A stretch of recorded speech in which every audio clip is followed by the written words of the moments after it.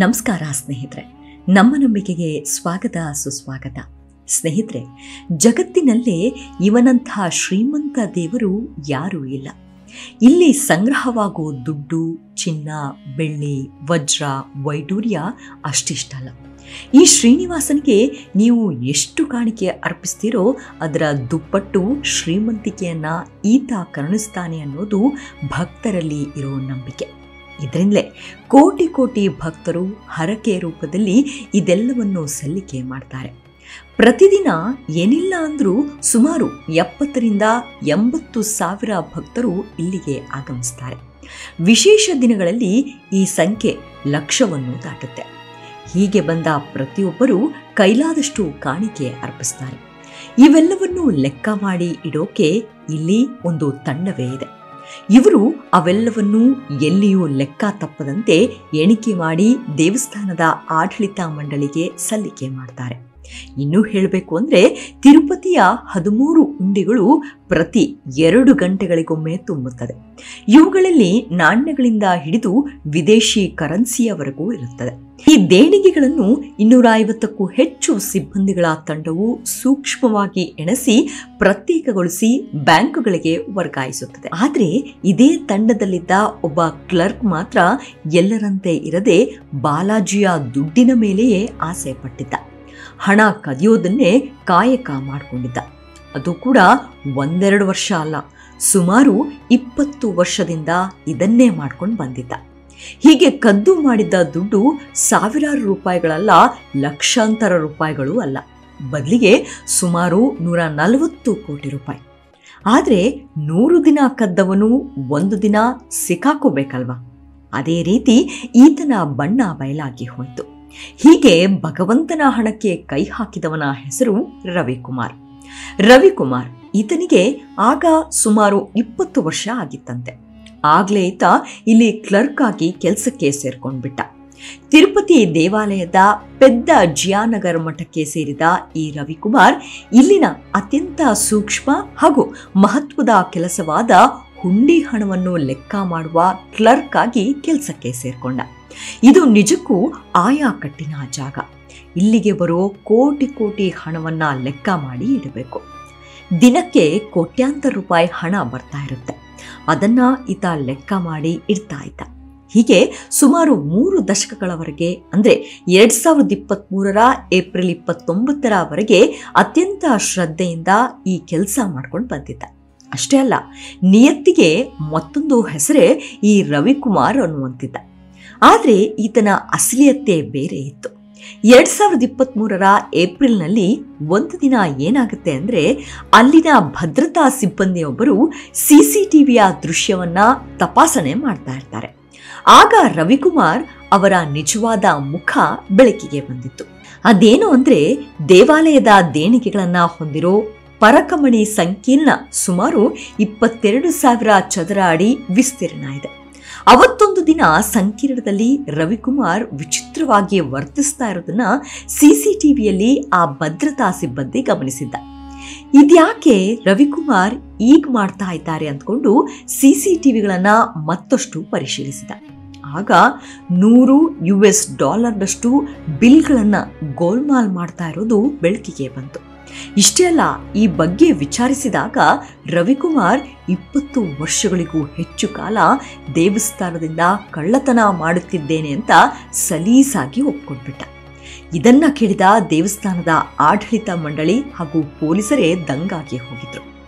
ರವಿಕುಮಾರ್ ಹಣವನ್ನೇನೋ ಕಳ್ಳತನ ಮಾಡ್ತಿದ್ದ ಅನ್ನೋದು ಸರಿ, ಅದರಿಂದ ಏನ್ ಮಾಡ್ತಿದ್ದ ಅನ್ಸ್ಬಹುದಾ? ಅದೇನಂತ ಹೇಳ್ತೀವಿ ನೋಡಿ.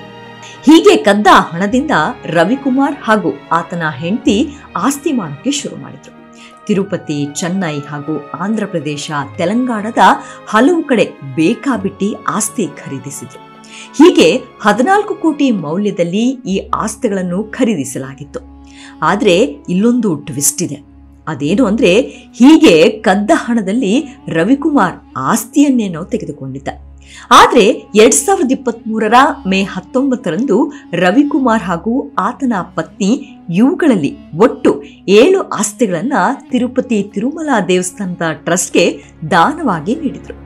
ಇವುಗಳಲ್ಲಿ 5 ಆಸ್ತಿ ತಿರುಪತಿಯಲ್ಲಿ ಹಾಗೂ 2 ಆಸ್ತಿ ಚೆನ್ನೈನಲ್ಲಿದ್ವು. ಈ ಆಸ್ತಿಗಳನ್ನ ತಿರುಪತಿ ತಿಮ್ಮಪ್ಪನ ಮೇಲಿನ ಭಕ್ತಿಯಿಂದಾಗಿ ದಾನ ಮಾಡ್ತಿರೋದಾಗಿ ದಂಪತಿಗಳು ಹೇಳ್ಕೊಂಡಿದ್ರು. ಟಿಟಿಡಿ ಅಧ್ಯಕ್ಷ ವೈ.ವಿ. ಸುಬ್ಬಾರೆಡ್ಡಿ ಈ ದೇಣಿಗೆಯನ್ನ ಪಡೆದುಕೊಳ್ಳೋಕೆ ಅನುಮೋದನೆ ನೀಡಿದ್ರು. ಆದ್ರೆ ಇದರ ನಡುವೆ ಏನಾಗುತ್ತೆ, ಮೇ 30ರ ಹೊತ್ತಿಗೆ ತಿರುಮಲ ಪೊಲೀಸರು ರವಿಕುಮಾರ್ ದಂಪತಿ ವಿರುದ್ಧ ಆರೋಪ ಪಟ್ಟಿ ಸಲ್ಲಿಸಿದ್ರು. ಆದರೆ ಕೆಲವೇ ತಿಂಗಳುಗಳ ನಂತರ ಸೆಪ್ಟೆಂಬರ್ 9ರಂದು ರವಿಕುಮಾರ್ ಮತ್ತು ದೂರುದಾರ ಟಿಟಿಡಿ ಸಹಾಯಕ ವಿಜಿಲೆನ್ಸ್ ಅಧಿಕಾರಿ ವೈ ಸತೀಶ್ ಕುಮಾರ್ ರಾಜಿ ಮಾಡಿಕೊಳ್ಳೋಕೆ ಲೋಕ್ ಅದಾಲತ್ ಸಂಪರ್ಕಿಸಿದ್ರು. ಇದರಿಂದ ಈ ಪ್ರಕರಣ ಇತ್ಯರ್ಥವಾಗಿ ಹೋಯಿತು ಮತ್ತು ರವಿಕುಮಾರ್ನನ್ನ ಪ್ರಕರಣದಿಂದ ಖುಲಾಸೆಗೊಳಿಸಲಾಯಿತು. ರವಿಕುಮಾರ್ ಒಂದು ರಾತ್ರಿ ಕೂಡ ಜೈಲಿನಲ್ಲಿ ಕಾಲ ಕಳೀಲೇ ಇಲ್ಲ. ಇಲ್ಲಿ ಈತ ಏನೋ ತಪ್ಪಿಸಿಕೊಂಡ, ಬಾಲಾಜಿ ಉಳಿಸ್ಬಿಟ್ಟ ಅಂದ್ಕೊಂಡು ನೆಮ್ಮದಿಯಾಗಿ ಇದ್ದ.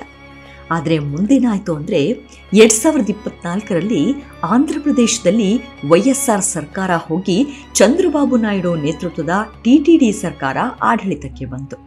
ಅಲ್ಲಿಂದ ಎಲ್ಲವೂ ಮತ್ತೆ ಒಂದೊಂದಾಗಿ ತನಿಖೆಗೆ ಬಂತು. ಆದರೆ ಇದೇ ಸಮಯದಲ್ಲಿ ತಿರುಪತಿ ಲಡ್ಡು ಕಲಬೆರಕೆ ಪ್ರಕರಣವು ಬೆಳಕಿಗೆ ಬಂದು ಬಿಡ್ತು. ದೇವಾಲಯದಲ್ಲಿ ನಡೆದಿರುವ ಅಕ್ರಮಗಳ ಬಗ್ಗೆ ಆಂತರಿಕ ವಿಚಾರಣೆ ನಡೆಯಿತು.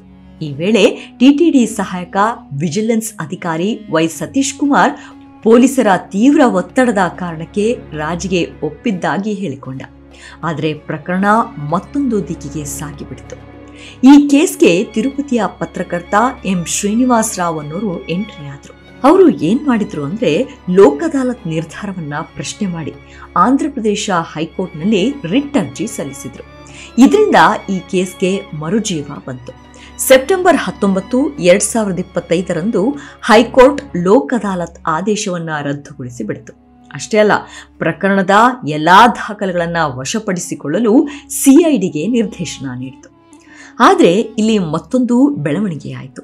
ಅದೇನು ಅಂದ್ರೆ ವೈಎಸ್ಆರ್ ಕಾಂಗ್ರೆಸ್ ಪಕ್ಷದ ಆಡಳಿತದಲ್ಲಿ ಸೇವೆ ಸಲ್ಲಿಸಿದ್ದ ಟಿಟಿಡಿ ಅಧಿಕಾರಿಗಳು ಹಿಂದಿನ ರಾಜಿಯನ್ನ ಸಮರ್ಥನೆ ಮಾಡಿಕೊಂಡ್ರು. ರವಿಕುಮಾರ್ ಕುಟುಂಬ ಸಾವಿನ ಅಂಚಿನಲ್ಲಿದೆ ಮತ್ತು ಆಸ್ತಿಗಳನ್ನ ದಾನ ಮಾಡಲು ಬಯಸಿದೆ ಅಂತ ಹೇಳಿದ್ರು. ಈ ಸಂದರ್ಭದಲ್ಲಿ 40 ಕೋಟಿ ರೂಪಾಯಿ ಮೌಲ್ಯದ ಆಸ್ತಿಯನ್ನ ದಾನ ಮಾಡುವುದು ಸಮರ್ಥನೀಯ ಅಂತ ಟಿಟಿಡಿ ಮಾಜಿ ಅಧ್ಯಕ್ಷ ಭೂಮನ್ ಕರುಣಾಕರ್ ರೆಡ್ಡಿ ಹೇಳಿದರು. ಆದರೆ ಪ್ರಸ್ತುತ ಟಿಟಿಡಿ ಅಧ್ಯಕ್ಷ ಬಿಆರ್ ನಾಯ್ಡು ಮತ್ತು ಬಿಜೆಪಿ ಮಂಡಳಿ ಸದಸ್ಯ ಜಿ ಭಾನುಪ್ರಕಾಶ್ ರೆಡ್ಡಿ ಈ ನಿರ್ಧಾರವನ್ನು ತೀವ್ರವಾಗಿ ಟೀಕಿಸಿದರು.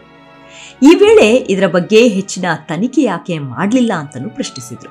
ಅಲ್ಲದೆ ರವಿಕುಮಾರ್ ಇನ್ನು 7 ಹೆಚ್ಚುವರಿ ಆಸ್ತಿಗಳು ಮತ್ತು ಮರ್ಸಿಡೀಸ್ ಬೆನ್ಸ್ ಮತ್ತು ಓಲ್ವೋ ಸೇರಿದಂತೆ ಐಷಾರಾಮಿ ವಾಹನಗಳನ್ನು ಹೊಂದಿದ್ದಾನೆ ಅಂತ ಮಾಹಿತಿ ನೀಡಿದರು.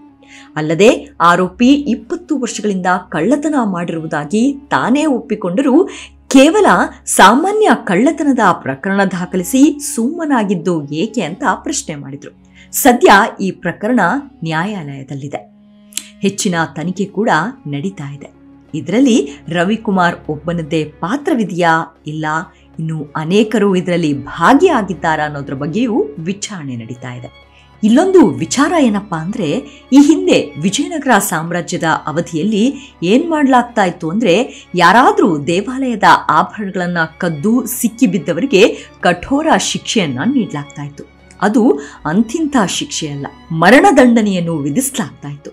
ಆದ್ರೆ ಇಲ್ಲಿ ಒಬ್ಬ ವ್ಯಕ್ತಿ ದಶಕಗಳವರೆಗೆ ಇಲ್ಲಿನ ಹುಂಡಿಯಲ್ಲಿನ ದುಡ್ಡು ಕದ್ದು ಅದನ್ನು ಯಾರಿಗೂ ತಿಳಿಯದಂತೆ ಬಳಸಿಕೊಂಡಿದ್ದು ಮಾತ್ರ ಹಲವು ಪ್ರಶ್ನೆಗಳನ್ನ ಹುಟ್ಟುಹಾಕುತ್ತವೆ. ನಮಸ್ಕಾರ.